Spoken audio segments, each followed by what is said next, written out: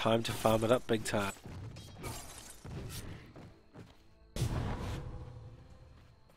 Everything double stacked. See, he's doing those little micro movements. He's moving just a little fraction of a step every time before he attacks, in between his auto attacks. So the creeps have to sort of slightly path each time.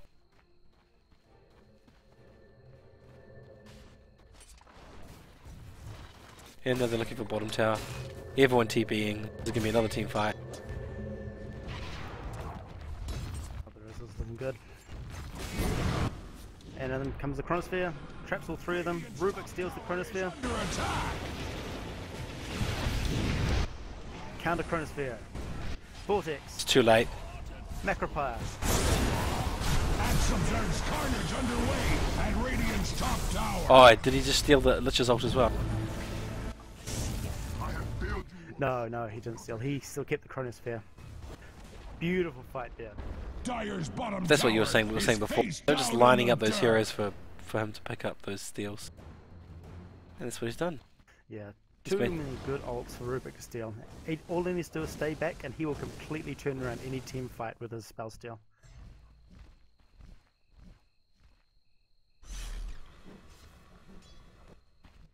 And he should still have that Chronosphere for the next time it comes off cooldown, so he can probably turn around another team fight.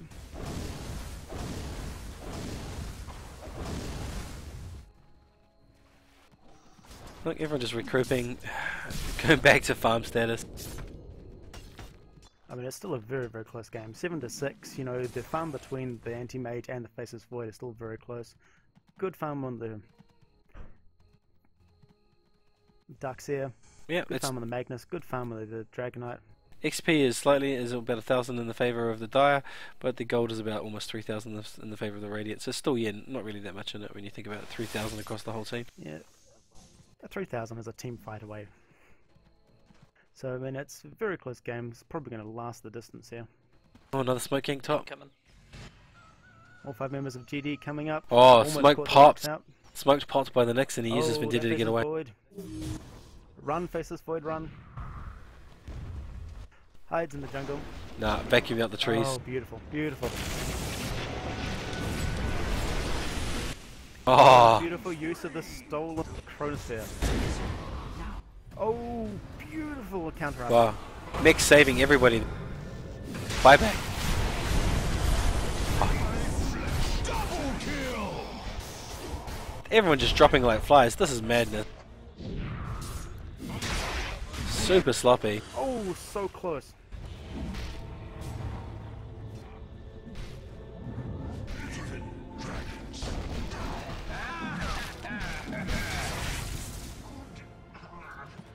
Well, chaos. Absolute chaos. The only person actually getting out is Anti-Mage. Or did he buy back? No, he got out.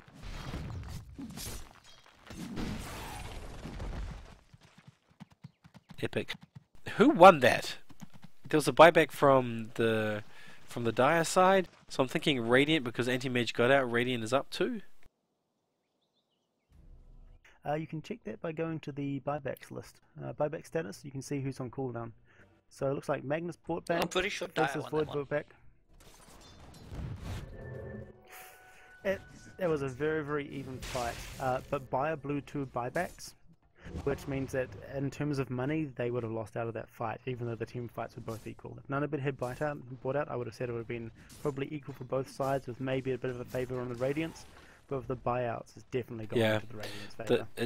Looking at the graphs, it looks like it went the way of the Radiant just slightly, but now they're losing it back on farm all over again. And bottom, we've got some out of position heroes all over the place. This next is... War has come Oh, yes. to Radiant's bottom tower. Oh, this might be both of them dead. Oh, beautiful freeze. Nah, it's an anti. Does Anti-Mage have it? He will blink in a second. He glimpses Oh, back. wow. Radiant's middle tower is Oh, under beautiful attack. save by the Disruptor. Beautiful save. Unfortunately... Come in. Oh, look at this. Next still drops. Oh, Disruptor drops. And Magnus. Radiant's Overcommitted. tower is under attack. Oh, and Rubik's stolen the RP. Double kill. That's definitely a tier 2 tower right there. Is under attack. Dire structures are Yep, definite tier 2 tower. See what that was Nyx didn't realise that the Rubik had a sentry ward on him. So even though he was on low life, he could have retreated. He decided he'll come back to try and save anyone else that got caught. It turns out if you hit it, Yeah, and getting caught out like that, you can't afford to do that on any stealth character. the red mist spreads. This is going to be the play of the game right here. Tower. If they don't repel them, they lose a Rax. If they repel them and fail, they lose 2 Rax. Bottom tower has fallen. Radiant's top tower. Oh, Rubik just got his blink dagger. If he had the mana for an RP, they would probably be able to go on this side. Nice. Absolutely. Oh, beautiful, beautiful, beautiful. And that is GG right there, I'm pretty sure. It's going to be 2 that's Rexes. GG. It's definitely going to be the bottom rack.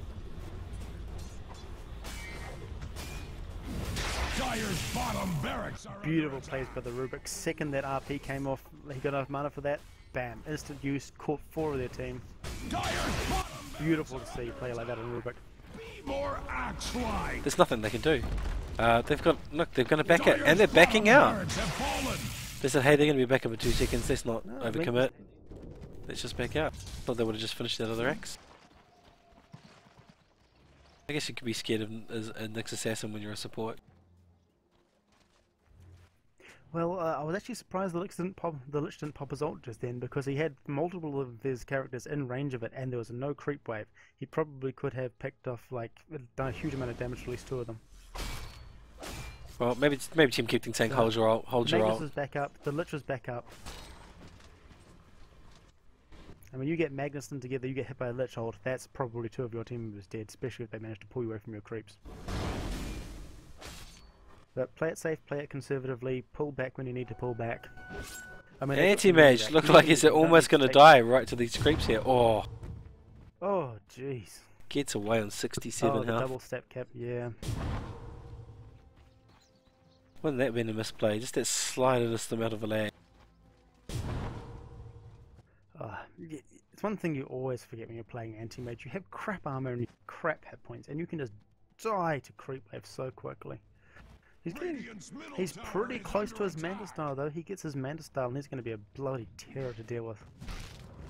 But here comes the Faceless Void to steal all that farm. He's got a Maelstrom, he's got a Javelin, he looks like he's worth building towards a Monkey King bar. Can he get a basher? No, he can't, can It's he? going to be a serious problem. No, he can't. It doesn't stack with his... Yeah, so he'll be looking to Monkey Unlock. King bar. Yeah, build into a Monkey King bar because that will stack up. Oh, and he's got the Empower from Magnus. He's just destroying these creep waves. Another Actually, smoke. That's scary. Another smoke from GD. They're really utilising the smoke. Oh, This is the coming 4th in. smoke gank. And this is very good. Oh, we've got the speed. Do we have it? Oh, Blinks, Blink yeah. It comes out, locked into place. Oh, beautiful. Come away, Jakiro, and on RP. That's a bit of waste on RP in my opinion. Bottom slated. That's right, he died. They secured the kill. That's a good kill. But now you've got next, you've got Lich coming in, Ah, and off comes the ult. Boom. And Rubik, Jakiro, and Lich's ult is gone, but they're on very low health. not low health, Top tower. but they know they've got 2 down. That Pipe of Insight and a mech. Yeah, they've got those 2 down. Maybe they could be using the low health to bait them in a bit. Much like cordwood before axe is axe. No, they've- Dire's top tower is under attack. They're gonna put this Dire's tier 2 tower top back tower out. has fallen. They could be worse. Yeah, no, that is watching the game? We are indeed watching the game. Yeah, that's actually interesting. I reckon that both of these teams were clearly better than us. Indeed. Yeah, there's been some excellent plays coming out of both of these teams. It's like, well, it kind of makes me, it reassures me that, you know, we got to where we should have. Like, we're not going to be as good as these guys. Well, we could be. We just need better practice with singular Yeah, heroes. we just need more practice. But yeah, and, you know, on the day we weren't going to be better than any of these other teams. Both these teams I think that gives beat Mage us enough for his and meta style. Diet. GD doing so well. I know, very nicely. Well ahead. Beautiful team players.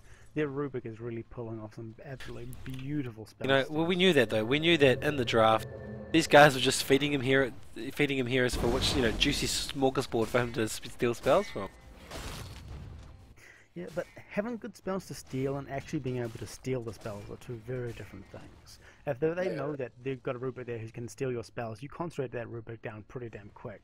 But he's had beautiful timings. I mean, stealing an RP in between its cast and like the skewer's cast, absolutely brilliant. So he knows his stuff. He knows his Rubik very, very well, and he's been very aggressively warding. He's always had sentry wards to counter the Nyx. I actually wonder whether or not banning certain key supports and just basically banning only supports isn't a bad idea until they pick theirs, of course. Because the supports are what give the carries room to do their thing. So you shut down the Rubiks and the Nyxes and the Jakiros. What Steve says. Shadow Demon. What Steve says about drafting. Shadow Demon, yeah. What Steve says about drafting is correct. It's all about the supports. It's not really about the carries. Because there's a billion it carries, doesn't matter what.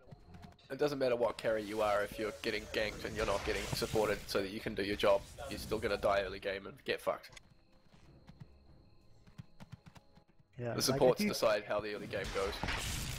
You just need to be able to break those power support combos, like especially like the Shadow Demon and like Leshrac and Lena, or The guy here is suffering from lack of vision. So look, you can see him, he just randomly shockwaves Rosh to make sure that they weren't rushing, because they don't have that vision yet. Yeah, and that's strange because Rubik is actually carrying wards at the moment. No, Dire. It's Dire. Dire shockwaved because they didn't have the vision. Oh, okay. Huh. Oh yeah, no, they've only got those two wards in the middle. And then again, they are falling behind. And he just blinked in. He blinked in thinking that they were there. Difference. That illusion is so tanky. Yep. Have you had a good birthday?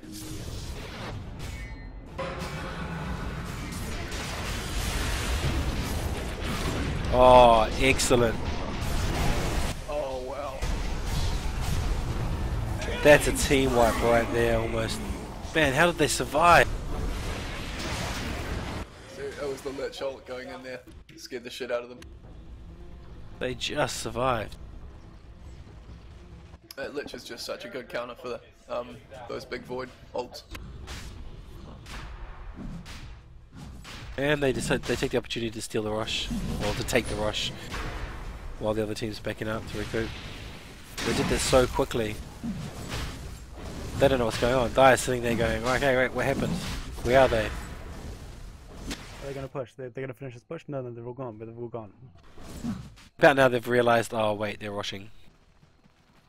And they're going to go and contest, and it's too late. The Radiant dislike Roshan And very much. And back to farming. I would have thought they would have gone for a push mid where they have the Aegis. No, they want to, you know, from what I can see, they're wanting to fight outside the range of the base, pick off one or two heroes, and then run in and just finish off the tower or Rex. That seems to be the strategy they have at the moment. Notice there hasn't been very much team action directly right outside the base. It's always been in that sort of tier 2, or where the tier 2 towers range should be. Dire's middle tower is under Sure, just attack. because GD is being pushing in so effectively that the fights when they happen, they end up in another tier 2 area, just because they've already pushed at all the tier 2 towers. They can afford to fight close to KK's base. Middle tower is not what it used to be. That is for certain. And Void looking pretty scary with his 221 Dire's middle CS. tower is under attack. Jeez. Still, he's 4,000 gold lower there in net worth than the anti-mage. He seems to have decided to stop his Monkey King bang. He's gone straight for Maelstrom. Well, he might be heading straight towards the Molnir, because he's had his Maelstrom for a while now. And he's gone for a Demon Edge. Andrew. That red sword you gave me is fucking cool. Sweet. It's a Monkey King bar. He just needs one more spear. Yeah, just needs the javelin. Look at the items. You've got a Manta and a Battle Fury on the anti-mage. 4 stuff on the Jinkara, and Meg and Pipe both on the Darkseer. The Dragon Knight has BKB and a Hyperstone. Not sure what the Hyperstone for. Must be for Assault Cuirass. Probably going to build it into a Assault Cuirass. Yeah, gives him that extra armor. Suddenly he'll become completely immune to physical damage. And Rubik just sitting on a Rubik. Blink, Force, and Blink Dagger, Mana Boots. That's all he really needs, right? Yeah, well, he had his Blink Dagger well before he had his Force stuff. He bought that quite early. Just because he's done so well in all the team fights, he's got a huge amount of assists. And comparatively on the KK side, you see that they don't look as farmed. And what do the graphs say? The graphs say they're 12,000 gold. Oh no, almost 15,000 gold behind. They're 15,000 gold behind, and that's why. And XP they're at 14,000 XP difference. That's a huge gap. It's very unlikely that KK is going to win this. They would need to absolutely crush in a team fight. Like, you know, actually properly finally pull off their wombo combo of ult. If they can do that, they're going to do it. But they're going to need to catch GG with their pants down to pull out, because they saw what was going to happen. And they've been spreading themselves apart and making sure that they can't be pulled in by those feats. You can see by the net worth here that Anti-Mage is far above everybody else. And really the only person with any sort of real net worth is the Void. Yeah, I mean, the Faceless Void has managed to maintain his farm very, very well. He's still got like a lot of farm, but everybody on GD is catching up to him. And there are some terrible, terrible farm looking there on KK. I mean, look at the Magnus, look at the Disruptor, even the Nyx, they all have terrible farm. They just haven't been getting the assists, haven't been stealing any of the kills, and they've been playing as proper assists, you know, they haven't been taking any of the last hits, leaving it all for the Faceless Void. So he has maintained his lead in gold, but against 4 people of the team who have relatively comparable gold levels, you're not going to be able to win those fights. Just waiting for the DC. Not really sure. What could you talk about if you're on the dire side? What would you use this opportunity to talk about? How we are all failures at the game of Dota 2, and we should probably disband our team. But in all seriousness, it would be how to actually catch their team out. If they can get a proper RP off, followed by a Lich ult, followed by a Disruptor ult with, you know, a Chronosphere on top of it, they are going to have a good time. They are going to be able to do a huge amount of damage very, very quickly. They have a lot of stuns, they have a lot of disables, but they need to be able to pull off that. Yeah, the only way I can see them doing it is as well as sniping off that Rubik really early with the Nyx. If they can do that, then I think they can pull a huge swing. Yeah. Like, if they can sacrifice a Nyx for a Rubik, they probably are going to be able to pull this off. But it's still going to be hard, especially that pipe on the Darkseer, you know, and a mech. They need to be able to trap him out or do something to him before he can pop both of those, because they have a huge amount of magic damage on their team. And that pipe absolutely screws with their ability to do damage to the enemy team.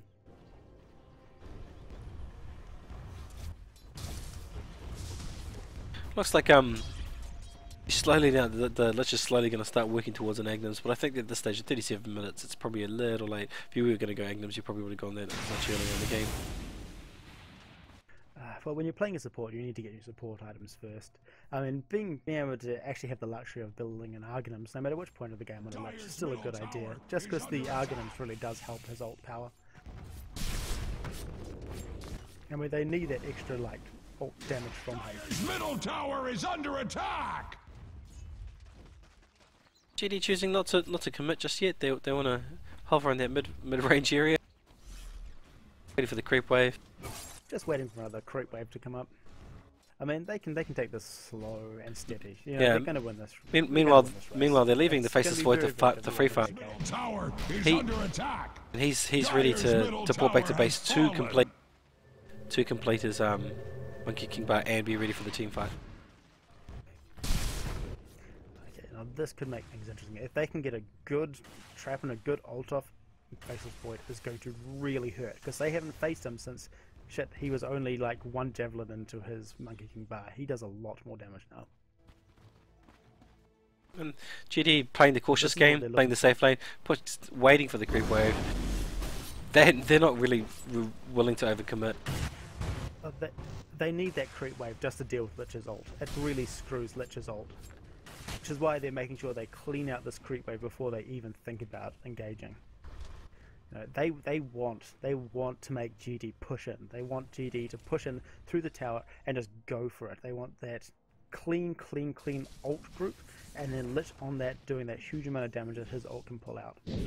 And of course GD knows. Quick reflexes from the void there. He sensed them coming and he just immediately jabbed at you. Otherwise he would have been picked up by that Rubik that blinked in.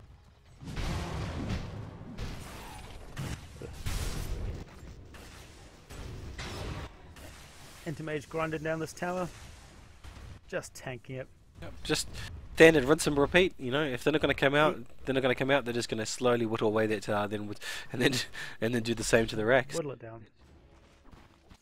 I mean, the Aegis, like the Antimage has the Aegis. He can afford to be a bit cocky. As long as the rest of his team is there, it doesn't matter too much if he dies.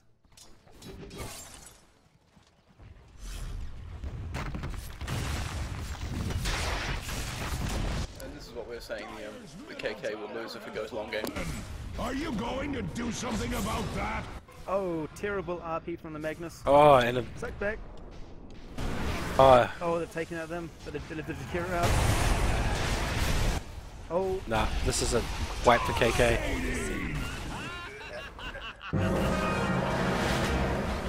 This is it. This is the play of the game. GG will be called, I'm pretty sure. Yeah, there we go. Oh yeah, they just got the GG. What happened there is their hope was all in the faceless. He took somebody out.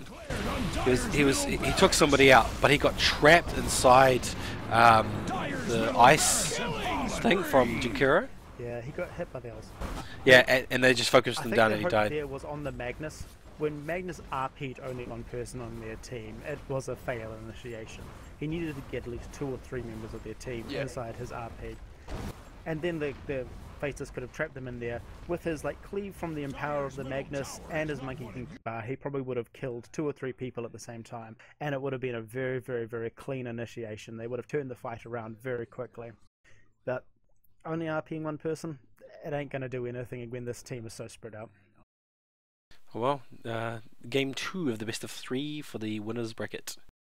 Or the losers of the winners brackets. Or the winners of the winners brackets.